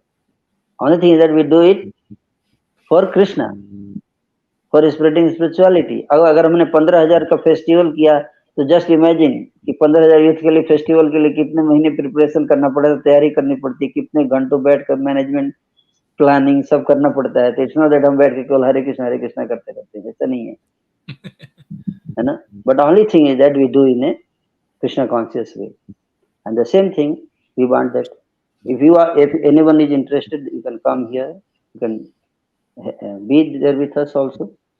Or another way is that wherever you are, go there. like हमारे गुरु महाराज जी बोलते थे कि light की जरूरत वहां है जहां अंधेरा है ना? जहाँ उजाला है वहां पे लाइट ला के बढ़ा देंगे और तो कोई फायदा नहीं। तो हमें एक स्पिरिचुअल ट्रेनिंग लेना है और उस जगह जाना है जहाँ स्पिरिचुअलिटी कमी, वहां रहना है, ताकि वहां का वातावरण भी सुधारा जा सके। Spiritual trained people should go in the darkest places and वहां पे जाके वहां के माहौल को ठीक करें। They should become IAS officer, they should become जजेस, they should become this positions, and then they go and help people, help the society grow. जी बहुत बहुत धन्यवाद आपके उत्तर के लिए। और कृष्ण भावनावृत्ति और आध्यात्मिकता का यही मूल्य है कि कुछ भी छोड़ना नहीं है। जो कुछ भी हमने अर्जित किया है या अर्जित करना चाहते हैं, वो सबको भगवान की सेवा में जोड़ना है। तो बहुत बहुत धन्यवाद आपके उत्तर के लिए। और आपसे थोड़ा सा विनती करूंगा कि आप थोड़ा सा अपना उत्तर संक्षिप्त में रखें, ताकि हम ज्यादा से ज्यादा प्रश्नों को ले सके। जी हमारा अगला प्रश्न आया है हमारे पास युवराज सिंह जी का। हरे कृष्ण प्रभु जी, भक्ति में डीप कैसे जाऊं, भक्ति में कैसे गहरा बन सकते हैं? भक्ति में गहराई के लिए आपको शास्त्र अध्ययन बहुत जरूरी है ना? शास्त्रों का अध्ययन, प्रभुपाद जी की किताबों को गहराई से पढ़ना चाहिए, है ना? और फिर जित अच्छे से हम उसको स्टडी करेंगे और उसको अपने जीवन में जितना हम सीरियसली उतारेंगे, उतना हम भक्ति में गहराई में जाएंगे। जो शिक्षा दिया गया उसका पालन करना पड़ेगा। जितना हम पालन करेंगे उस शिक्षा का, उतना हम गहराई में जाएंगे। संक्षेप में जी नहीं, आपको मतलब मैं तो सिर्फ कह रहा था कि ताकि ज्यादा से ज्यादा लोग के प्रश्न के उत्तर हो। आप जहां पर आप आई अंडरस्टैंड या जहाँ पे आपको लगता है आप उसको विस्तारित भी कर सकते हैं, कोई दिक्कत नहीं है। बढ़ेंगे हमारे अगले प्रश्न की ओर, जो पूछना चाह रहे हैं, चाह रही हैं अरुण जी। हरे कृष्णा प्रभु जी, क्या भौतिक नौकरी, व्यापार या जीवन जीते हुए आध्यात्मिक जीवन जिया सकता है? यदि हाँ तो कैसे? अभी इसके पहले ही उन्होंने थोड़ा सा रिवाइंड करके देखेंगे तो आपको बताया, उनका उत्तर मिला था। पर फिर भी इसमें आप कुछ विशेष कहना चाहते हैं तो कह सकते हैं। यस, क्यों नहीं किया जा सकता है? हजारों लोग ऐसा कर रहे हैं, हमारे भक्त लोग करते हैं, है ना? दोनों को किया जा सकता है ना। जैसे एक भौतिकवादी व्यक्ति है ना, वो सिनेमा भी देख लेता है और नौकरी भी कर लेता है। तो ये कैसे करता है? वो बैलेंस करता है, शराब भी पी लेता है और नौकरी भी करता है कि नहीं? एक व्यक्ति मुझसे बोले कि मैं तो गृहस्थ हूँ, तो गृहस्थ के पास इतना टाइम कहाँ है भक्ति करने का, कैसे बैलेंस करें? मैं बोला आईपीएल में तो मैच होता है, 70,000 लोग स्टेडियम में बैठे होते हैं 8 घंटे के लिए, उसमें से कितने लोग ब्रह्मचारी होते हैं? सब गृहस्थ होते हैं। अगर गृहस्थ 8 घंटे टाइम निकाल सकता है मैच देखने के लिए, तो भक्ति करने के लिए टाइम क्यों नहीं निकालता? It's a matter of priority है ना, दैट्स ऑल। अगर आपने प्राथमिकता बनाई तो आप टाइम निकालोगे, कर सकते हो। और कोई ऐसा नहीं है कि spirituality is only for those who are renounced, ऐसे नहीं है ना। हर व्यक्ति के लिए प्रैक्टिकल है स्पिरिचुअलिटी। आपको करना क्या है? देखो, हमारे जीवन में 24 घंटे हैं ना। 24 घंटे में भगवान ने जानबूझ 24 घंटे दिए। 8 घंटे शरीर के लिए दिया, 8 घंटे पैसा कमाने के लिए दिया और 8 घंटे स्पिरिचुअलिटी के लिए दिया है। तीन ही चीज तो है हमारे लाइफ में। अपना शरीर का ध्यान रखिए, पैसा कमाइए अपना और परिवार के शरीर के पालन पोषण के लिए, और फिर जो टाइम बच गया भक्ति कीजिए। तो 8 घंटे अगर भक्ति नहीं कर सकते तो 4 घंटे कीजिए, 4 घंटे नहीं कर सकते 2 घंटे कीजिए, 2 घंटे नहीं कर सकते 1 घंटे कीजिए, है ना। So what ever time at least you begin. और कैसे बैलेंस कर सकते हैं? आप, हमारे कई सारे भक्त हैं गृहस्थ डिवोटीज हमारे इस्कॉन के जो कर रहे हैं ऑलरेडी, आप उनके से मार्गदर्शन ले सकते हो। बिकॉज इससे न 1 मिनट में नहीं बताया जा सकता क्योंकि देयर आर मेनी डिटेल्स, है ना। जॉब कैसे बैलेंस करना है, जॉब में चैलेंजेस आती हैं उसको कैसे बैलेंस करना है, फैमिली लाइफ में चैलेंजेस आती है उसको कैसे बैलेंस कर, चैलेंज आएंगी। बड़ी चीज है कि जो हमारे सीनियर्स हैं, मैच्योर लोग हैं, जो उनके थ्रू जा चुके हैं, वो आपको गाइडेंस देंगे कैसे वो करते हैं। And fortunately we have in ISKCON such devotees, ऐसे लोग हैं जो दोनों कर रहे हैं और अवेलेबल हैं हेल्प के लिए। एंड हरे कृष्णा टीवी का जो हमारा चैनल है, ये प्रभु ने बताया कि भी ऐसे गाइडेंस देते हैं, तो I feel that you should take part, help of that. बहुत बहुत धन्यवाद प्रभु जी। इससे बढ़िया, इसके उत्कृष्ट उदाहरण और इससे बढ़िया उत्तर नहीं हो सकता था इस प्रश्न का। बहुत बहुत धन्यवाद। हम बढ़ेंगे हमारे अगले प्रश्न की ओर, जो अपर्णा जी का प्रश्न है। हरे कृष्णा प्रभु जी, मैं सामने वाले को भक्ति के लिए प्रेरित नहीं कर पाती हूँ। जो जो लोग भौतिकता की तरफ हैं, क्या करना चाहिए? ये खुद भक्ति कर रही हैं पर चाहती हैं कि भक्ति का प्रचार करें, तो प्रचार में इनको दिक्कत आती है, तो उनके लिए क्या मार्गदर्शन होगा? आप उनको भक्ति के लिए मत प्रेरित करो। आप उनको बताओ कि आप भौतिकता में आपका लक्ष्य क्या है लाइफ में, आप क्या प्राप्त करना चाहते हो। तो बोलेंगे खुशी, हम खुशी प्राप्त करना चाहते हैं। आप उनको ये बताओ कि खुशी प्राप्त करने में मैं आपका हेल्प करूंगी, है ना। आप प्राप्त नहीं कर पा रहे हो, उसी को प्राप्त करने के लिए मैं आपको हेल्प करूंगी, to help to improve the quality of your life. हम आपको भक्ति नहीं सिखा रहे, हम आपको हेल्प कर रहे हैं अपनी क्वालिटी को ऑफ लाइफ को इम्प्रूव करने के लिए। कैसे कैसे आप हेल्प करेंगे? भक्ति करा के। आप सीधे बोलेंगे भक्ति कराएंगे तो बोलेगा नहीं, हमको भक्ति करके क्या मिलेगा। आपको ये बोलना पड़ेगा क्वालिटी ऑफ लाइफ इंप्रूव कराएंगे कैसे, आप ऐसे करो, देखो दिस इज द वे, है ना। और एग्जाम्पल दिखाएंगे इससे कैसे आप लॉजिकली एक्सप्लेन करना है ना, कि कैसे स्पिरिचुअलिटी से हमारी क्वालिटी ऑफ लाइफ इंप्रूव होता है। A preacher has to be very expert in explaining people very scientifically, rationally, logically how spirituality is very practical. कैसे स्पिरिचुअलिटी हमारे डे टू डे लाइफ के प्रॉब्लम को सॉल्व करने में हेल्प करता है, जो कि अदरवाइज नॉट पॉसिबल। तब लोग अट्रैक्ट होंगे, आएंगे स्पिरिचुअलिटी में। हम बोलेंगे भक्ति, भगवत धाम जाएंगे, आप बोलेगा भगवत धाम जाके क्या करेंगे, है ना। प्रभुपाद जी जब गए थे पार्लियामेंट में किताब बांटने अपनी journey to other planets, easy journey to other planet. एक मंत्री को किताब दिए, तो पूछा कि इससे दूसरे प्लैनेट पे जा सकते हैं क्या? बोले कि हाँ जा सकते हैं। बोला फिर वापस भी आ सकते हैं क्या वहां से? तो हम लोगों को उसमें इंटरेस्ट नहीं है। तो शुरुआत में लोगों को हमें ये बताना है कि spirituality is very helping to your day-to-day problems in life. You can solve your problem. And then further, if you are interested, और भी आप आगे जाना चाहते हो, तो we can teach you further also how to go back to Godhead, how to get freedom from the cycle of birth and death, like that. You want to become good husband? That not possible unless you become a devotee. कैसे? Husband से devotee का क्या relation है ना? भाई आप अपनी senses को कंट्रोल नहीं कर पाए, how can you become a good husband?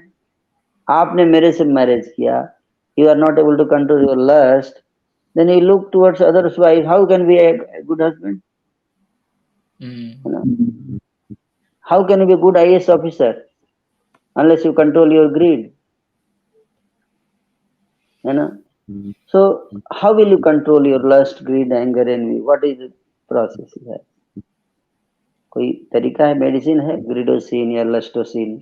ऐसा कुछ भी नहीं है। Only spiritual practice you can control. अगर आप एक अच्छा स्टूडेंट बनना चाहते हो, spirituality will help you how to control your mind, senses. जब तो माइंड सेंसेस को व्यक्ति कंट्रोल नहीं करेगा, तब तक वो अच्छा इंसान कैसे बन सकता है ना? प्रलोभन आते ही गिर जाएगा वो, है ना?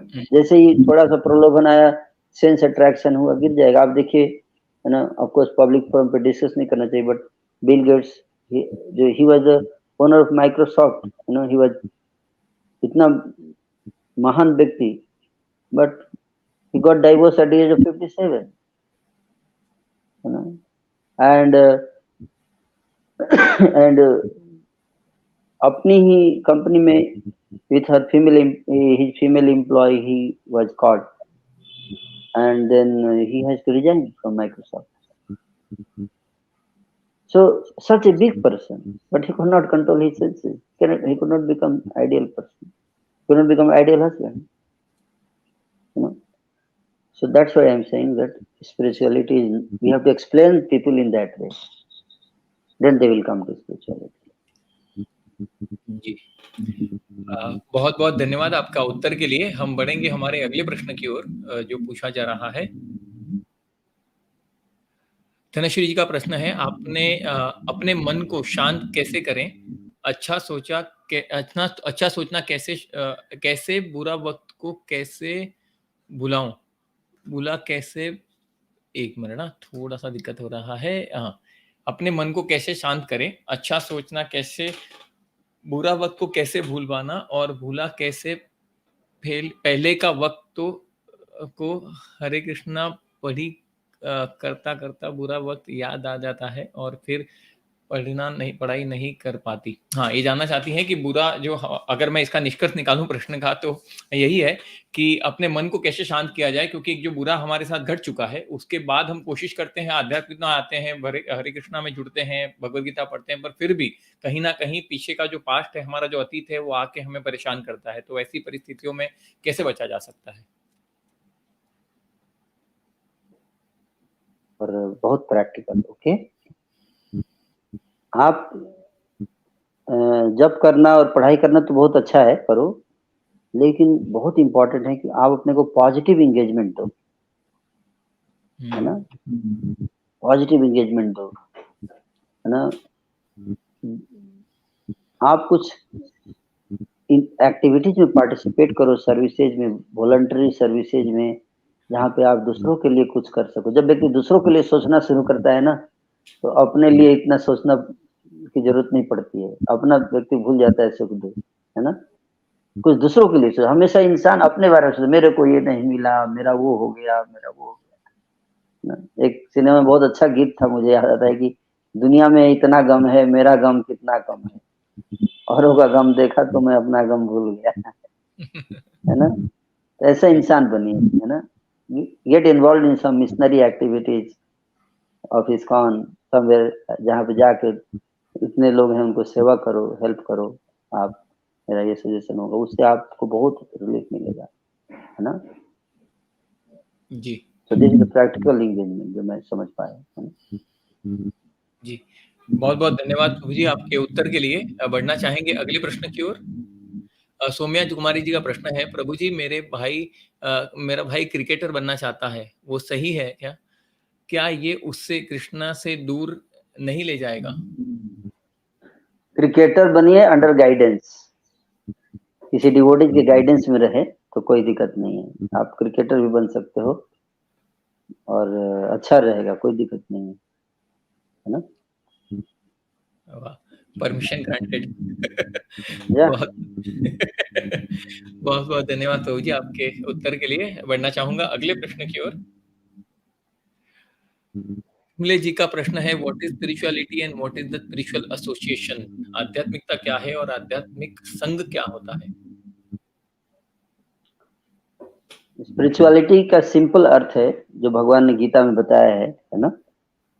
अर्जुन को जो जब भगवान उत्तर देना शुरू करते हैं तो अर्जुन शोक में है और उनको भगवान कहते हैं, सोच्यानन सुचस्तुम प्रज्ञावादांश भाषसे कथा सुन अगता सुन सनान सुसंति पंडिता न त्वेवाहम जातु नाशम न त्वम नेमे जनाधिपा न चैव न भविष्याम सर्वे वयमतः परम देहिनोऽस्मिन् यथा देहे कौमारं यौवनं जरा तथा देहांतर प्राप्ति धीरस्तमुदति मात्रा स्पर्शास्तु कौन्तेय शीतोष्णसुखदुःखा आगमा नित्यस्तांतिरिक्षस्व भारत यम हि न व्यथयन्ति ते पुरुषं पुरुषर्षभम् सम सुख दुख धीरम समृत्वाय कृते।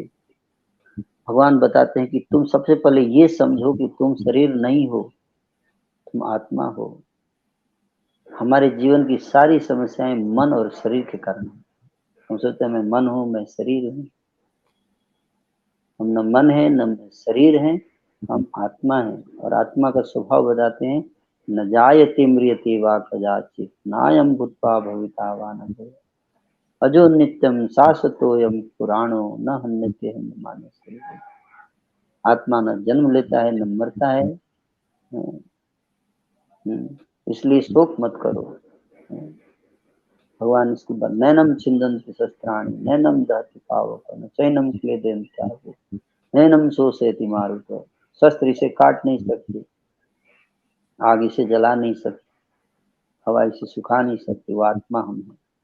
तो अपने आत्म स्वरूप को रियलाइज करना कि मैं शरीर नहीं, मैं आत्मा हूँ, जन्म मृत्यु से परे हूँ और भगवान का दास हूँ, भगवान का सेवक हूँ, भगवान का अंश हूँ।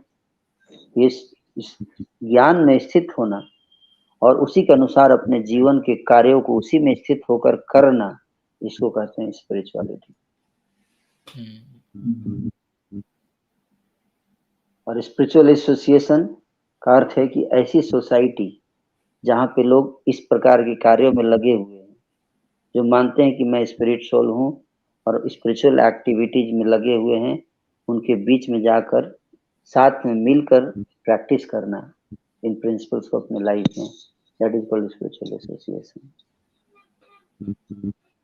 जी जी, बहुत-बहुत धन्यवाद। और दर्शकों को बता दूँ कि जैसे प्रभु जी बता रहे हैं कि जिस प्रकार से शरीर नहीं आत्मा है, वैसा ज्ञान हमारे शास्त्रों में दिया है, भगवद गीता, भागवतम में। और हरे कृष्णा टेलीविज़न आपको ये अवसर देता है कि आप अपने घर बैठे जो भी शास्त्र हैं उसे मंगवा सकते हैं और घर पर बैठकर पढ़ सकते हैं, ताकि आपका स्पिरिचुअल जर्नी और भी डीप हो, जिससे आपको आपके प्रश्नों के उत्तर मिले और आपका मार्गदर्शन हो। तो उस सुविधा का अवश्य लाभ लीजिए। बढ़ना चाहेंगे हमारे अगले प्रश्न की ओर, जो पूछा जा रहा है। सनातन दास जी का प्रश्न है, हरे कृष्णा प्रभु जी, दंडवत प्रणाम। मेरा प्रश्न है, यह है कि हम कृष्ण के अंश हैं, तो हमारी इंद्रियों में इच्छाएं उत्पन्न क्यों करती हैं? क्योंकि भगवान तो संपूर्ण है और अगर हम उनके अंश हैं, तो हमारी इंद्रियों में इच्छाएं क्यों जागृत होती हैं? इसका उत्तर दिया गया है कि कृष्ण बोलिया जीव भोग वांछा करे ना। जैसे कि हम जब तक भगवान के साथ हैं, भगवान के संपर्क में हैं, तो हमारी इंद्रियां जो हैं वो भौतिक चीजों के पीछे नहीं भागते हैं, है ना। लेकिन अगर हम भगवान को भूल जाते हैं, जैसे हम भगवान को भूलते हैं, हम अपने आप को भूल जाते हैं कि हम भगवान के अंश हैं। हम सोचते हैं हम इस संसार के अंश हैं, तब हमारी इंद्रियां संसार की तरफ भागने लगती हैं। विस्मृति, है ना, विस्मृति होती है ना। कृष्ण की विस्मृति होने से फिर संसार की स्मृति बढ़ती है। जब संसार की स्मृति बढ़ती है तो हमारा मन संसार से तरफ भागता है, हमारी इंद्रिया संसार की तरफ भागती है।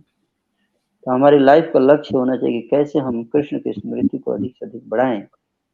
इसके लिए हमें अपनी इंद्रियों को कृष्ण की सेवा में अधिक से अधिक इंगेज करने का प्रयास करना चाहिए। कहते हैं कि जैसे लोहा है, लोहे को अगर हम आग में डाल के रखें तो लोहा जो है आग के गुण को एक्वायर कर लेता है ना, लाल हॉट रेड हॉट हो जाता है, एकदम आग जैसा, है ना। लेकिन जैसे ही आग से निकालते हैं, थोड़ी देर बाहर रखते हैं, तुरंत फिर से ठंडा हो जाता है ना? तो इसीलिए अगर हमें अपनी इंद्रियों को हमेशा स्पिरिचुअलाइज करके रखना है तो उसको हम स्पिरिचुअल एसोसिएशन में अधिक से अधिक रखने का प्रयास करना है। स्पिरिचुअल एंगेजमेंट ज़्यादा से ज़्यादा करना चाहिए, है ना। तो कारण यही है कि हम भगवान को भूल जाते हैं ना, हम भगवान को याद नहीं करते कि हम उनके अंश हैं। जैसे जैसे कोई व्यक्ति कहता है कि मैं ना प्राइम मिनिस्टर का बेटा हूँ, प्राइम मिनिस्टर बेटा है, लेकिन प्राइम मिनिस्टर से आपने अपना कनेक्शन काट दिया है, तो होते हुए भी आप नहीं है, क्योंकि आप उनको त्याग चुके हैं, उनको भूल चुके हैं, उनके बताए हुए रास्ते से नहीं चल रहे हैं। वही प्राइम मिनिस्टर के बेटे हैं, जो प्राइम मिनिस्टर बोलते हैं कि राइट चलो, आप चल रहे हैं लेफ्ट, तो आप कैसे खुश रहेंगे? नहीं रहेंगे। तो भगवान के हम संतान हैं, अंश हैं, तो भगवान जैसे कह रहे हैं वैसे जब हम चलने लगेंगे तब हम उनके अंश माने जाएंगे। अगर हम उसके अपोजिट जाते हैं तो फिर हम भगवान का अंश नहीं माने जाएंगे। हम भगवान का अंश हैं, लेकिन हमारी इंद्रियां गलत हैं। तो सबसे इम्पोर्टेंट चीज है कि हम कॉन्शियस इंडिएवर करें भगवान को अधिक से अधिक याद करने का। अभी एज ऑफ टुडे आप बिल्कुल सही बोल रहे हैं। आपका जो प्रश्न है कि हम भगवान का अंश हैं तो भगवान का स्मरण होना चाहिए, और ये नेचुरल है हमारे लिए। हम भगवान का स्मरण करना हमारे लिए नेचुरल है। लेकिन चूंकि अभी हम बहुत वर्षों से, कई जन्मों से भगवान से विमुख होके माया में लिप्त होते आ रहे हैं, इसलिए उधर जाना हमारे लिए नेचुरल हो गया है। अब उसको हमें रिवर्स करना है ना, रिवर्स करना है। इसलिए रिवर्स करने के दौरान क्योंकि हमारी उधर इंक्लिनेशन ज्यादा है, इसलिए अभी हमारा मन उधर जाता है। लेकिन धीरे धीरे एक ऐसा फेज आता है स्पिरिचुअल एडवांसमेंट में, जब हम उस स्टेज पहुंच जाते हैं तो फिर से भगवान के प्रति इतना मन लगने लगता है कि अगर माया इंद्रियां जाएंगी भी संसार में तो अट्रैक्टिव नहीं लगेगा संसार।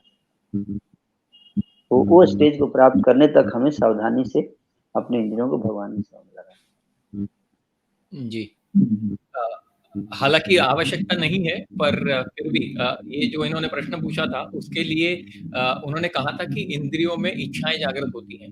तो इच्छाएँ जागृत होना गलत नहीं है, पर वो क्या इच्छाएँ हैं और वो आपको भगवान के और नज़दीक ले जाती हैं, भगवान से सेवा से जुड़ी हुई हैं, तो वो इच्छाओं में कोई दिक्कत नहीं है। बहुत-बहुत धन्यवाद आपके उत्तर के लिए। बढ़ना चाहूँगा अगले प्रश्न की ओर। शुभ विपुल जी का प्रश्न है, मैं एवरी वीकेंड इस्कॉन जुहू जाता हूँ, पर मेरे मम्मी को अच्छा नहीं लगता, बट फिर भी मैं जाता हूँ।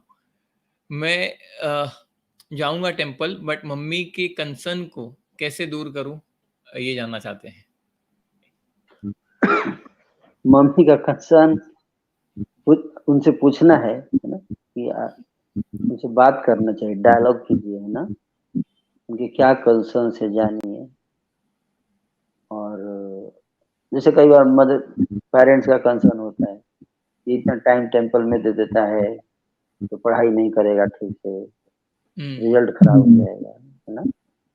ये कंसर्न रहता है। उनके कुछ नीड्स हैं, कुछ इंटरेस्ट हैं, कुछ कंसर्न्स हैं, कुछ एक्सपेक्टेशंस हैं, है ना। नाइस फार्मूला जिसको बोलते हैं, nice, need, interest, concern, expectation. तो आप उनके नाइस को पता कीजिए, है ना। और उसके अनुसार आप अगर उनको आश्वस्त करेंगे, जैसे अगर उनको लगता है कि इस्कॉन जाने से इसका पढ़ाई खराब हो जाएगा, तो आप अच्छा मार्क्स ला के दिखा दो और बोलो कि इस्कॉन जब से जा रहा हूँ देखिए मार्क्स मेरा बढ़ गया, फिर बोलेंगे और जाओ, है ना। दैट्स व्हाट दे वांट, है ना। जी उनको लगेगा कि इस्कॉन जाने से ही is becoming a better person, better student, better son, है ना, better citizen, then they will not mind. आपको एज ए सन उनको आश्वस्त करना है, एश्योर करना है कि आप ऐसा कर रहे हो, है ना। तो कई बार ऐसा होता है कि हम इस्कॉन जाते हैं पढ़ाई को नेग्लेक्ट करते हैं, है ना।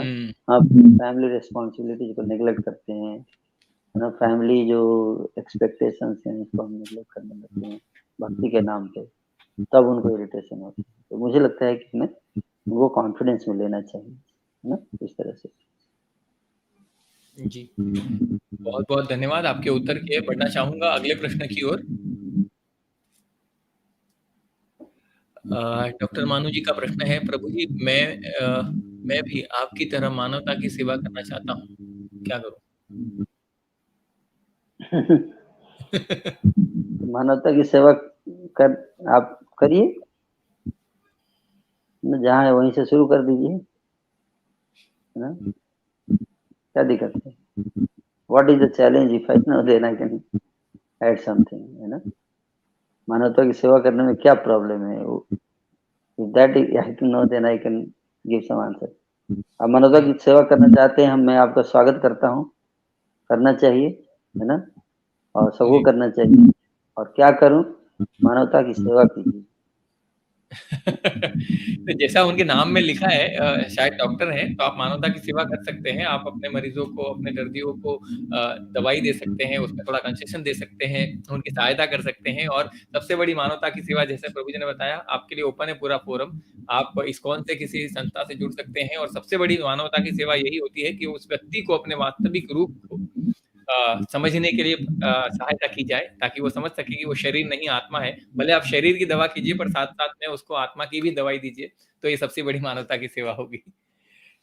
जी बहुत बहुत धन्यवाद आपके उत्तर के लिए प्रभु जी। बढ़ना चाहूंगा अगले प्रश्न की ओर,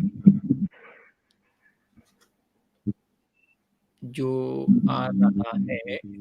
कौशिकी जी का प्रश्न है, we have been said that we should do our prescribed duties as seva to God, but for people like me who are in tech domain, I don't understand how it is to seva to God. ये जानना चाहती हैं कि जिस प्रकार से हम बताते हैं कि हम जिस भी क्षेत्र में हैं उसमें हमको भगवान की सेवा करनी चाहिए, और हमारी जो ड्यूटी है, हमारा जो कर्तव्य है, उसको भगवान की सेवा माना जाता है। पर उनके लिए, विशेषकर उनके जैसे लोगों के लिए कि जो टेक्नोलॉजी में है, टेक्नोलॉजी डोमेन में है, वो कैसे समझ सकते हैं कि हमारी जो सेवा है वो भगवान के लिए कर रहे हैं हम? दो चीज, एक तो जो आपके टैलेंट्स है उसको, उससे आप उस टैलेंट से आप भगवान की क्या सेवा कर सकते हो प्रीचिंग मिशन में, कैसे, जैसे एग्जाम्पल के लिए कई बार डिवोटीज टेक फील्ड में होते हैं, वो ऐप बनाना जानते हैं, तो they develop app for Krishna, you know. और समटाइम डिवोटी जो है वो वेबसाइट बनाना चाहते हैं, तो टेम्पल के लिए वेबसाइट बनाते हैं, है ना। इस तरह का अगर आपके पास कुछ टैलेंट है तो आप उस तरह की सेवा में लगा सकते हो। और दूसरा, अगर आपको लगता है कि प्रैक्टिकली कुछ ऐसा नहीं कर सकते आप, तो जो आप जो भी जॉब कर रहे हो टेक का, उसमें जो उससे जो आप फल अर्जित कर रहे हो, जो फ्रूट्स, उससे जो रिजल्ट आ रहा है, उस रिजल्ट को आप अर्पित कर सकते हो भगवान को, as a contribution, as a donation, है ना, you can serve.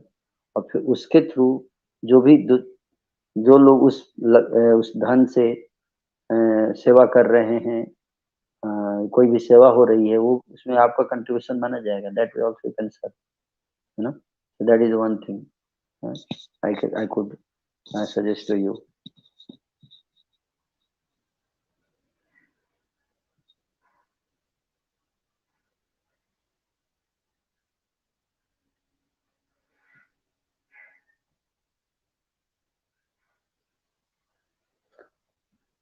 I cannot hear you now. Yeah.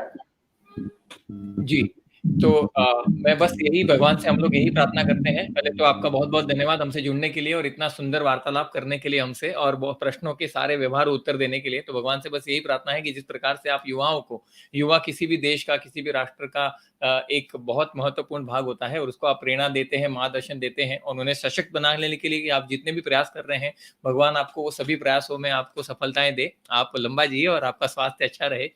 और आपसे विदा लेने से पहले हमारे कार्यक्रम का ऐसा नियम है कि जो भी यहाँ पर अतिथि के रूप में आते हैं, उन्हें हरे कृष्णा टेलीविज़न की ओर के मीडिया पार्टनर से, जो सरल होम है, उनकी तरफ से एक राधा रानी के नाम का अंकित किया हुआ एक छोटा-सा जो कुशन है, एक तकिया है, वो भेंट के रूप में दिया जाता है। तो आप इसका स्वीकार करें और आपका एड्रेस हम लेकर आपको ये पहुँचाने का पूरा प्रयास करेंगे। तो आप इसका स्वीकार करके हमें अनुग्रहित करिए। बहुत-बहुत धन्यवाद हमसे जुड़ने के लिए। Thank you so much. Hare Krishna. Hare Krishna. तो बहुत अच्छा वार्तालाप हुआ, बहुत अच्छी एक मुलाकात हुई और कृष्ण भक्त तो वो हैं ही, पर बहुत सारे लोगों को कृष्ण भक्त बनाते हैं। पर मुझे जो एक बहुत ही छुआ मेरे जो हृदय को, वो बात ये है कि हमारा जो शरीर रूपी जो मशीन है, उसमें सबसे महत्वपूर्ण होता है वैल्यूज़। जो मूल्य हैं, हम जीवन में जो सीखते हैं, हमारे जो मूल्य हैं, वो हमें एक प्रेरणा देते हैं कि हम एक सशक्त जीवन बना सकें और हमारे आस-पास भी ऐसा वातावरण निर्माण कर सकें, जिससे वो लोग भी उनका फ़ायदा ले सकें और ये आता है वैल्यू सिस्टम बनता है आध्यात्मिकता से और आध्यात्मिकता की शुरुआत होती है भगवद गीता से और भागवतम से। तो कृपया इसका लाभ लीजिए और आपके जीवन में भी उस मूल्यों को बना के रखें और कितना भी प्रभाव आए, कितना भी दबाव आए, पर उस मूल्यों को हिलने ना दें। बस यही प्रार्थना के साथ आपसे विदा लेता हूँ। अवसर मिला तो आपसे फिर मुलाकात होगी। तब तक के लिए आप खुश रहिए, भगवद गीता पढ़ते रहिए, अपने प्रश्नों के उत्तर पाते रहिए और हमसे इसी प्रकार से जुड़ते रहिए और हमें प्रेरित करते रहिए कि हम ऐसे कार्यक्रमों को आपके लिए लेकर आ सकें। बहुत-बहुत धन्यवाद। हरे कृष्णा।